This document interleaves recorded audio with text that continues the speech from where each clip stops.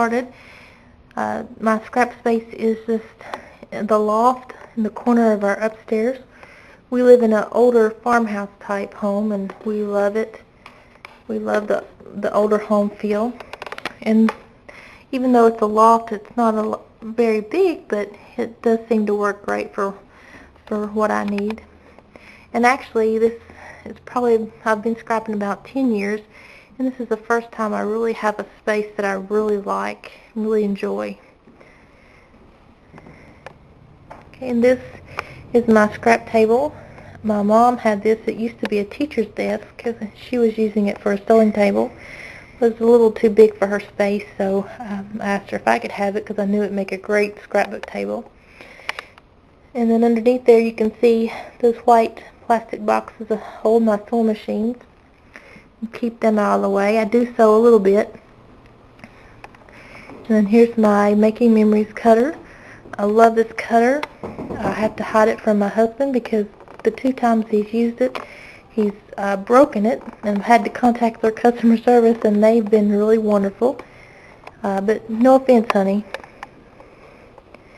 And then there's my lamp.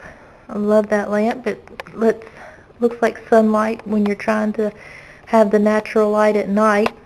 With these big windows in my home up here, during the day it's wonderful to scrap with all the natural light. But at night you just need the extra light right there at your desk. And then there's my printer. I can plug it right in and print while I scrap. And then here we'll start with my shelves. These shelves are actually 2 separate 5-shelf shelves from Target. I just put them there in the corner and just prop them against each other. And there's my Cricuts. I'm thinking about maybe getting rid of the Baby Bug, but I haven't decided yet.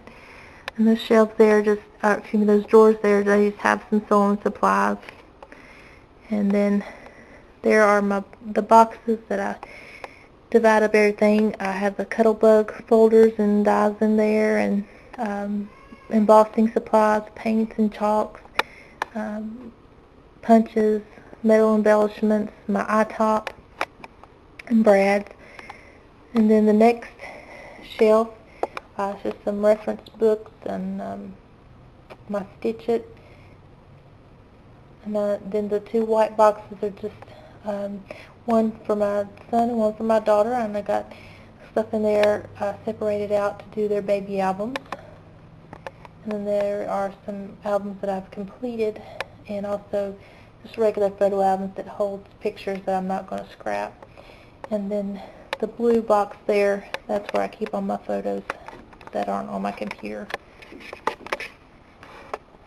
And then up top here, you'll see my tool shelf.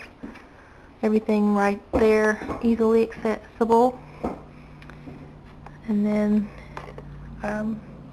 this shelf just has paints and stickles and glimmer mist and foam stamps and wet adhesives there, and stamp cleaner, because that's where I want to keep everything that I don't want to lay down for storage.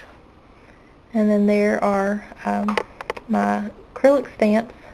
And that stackable box here actually has my stamp pads and stamps that aren't in the CD cases. And then this is a Cropper Hopper embellishment holder that's divided up, and have everything divided up with brads and eyelets and that sort of thing. And then the next shelf here has just 12 by 12 iris boxes that I have all my other embellishments. I also have one for binding all things, and I keep flowers and die cuts and 3D stickers and seasonal things, just divided up like that.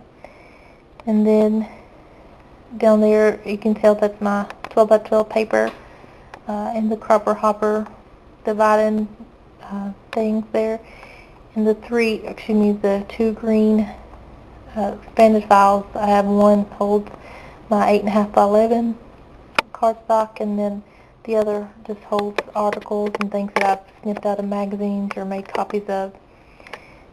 And then those 3 binders right there are things I've snipped out of magazines as well. That way I don't have a whole stack of magazines. If it's a whole article, I just stick it in a page projector, and then if it's not, I cut it and paste it to a piece of white typing paper, and then put that in the page protector. It works really well. Because I think I need to go through it, maybe kind of get refreshed ideas, and get newly inspired, I guess. And then up there, I just have my stereo and just some decoration there. Actually, that topiary there was in our wedding. My mother-in-law made that, so I keep that up there.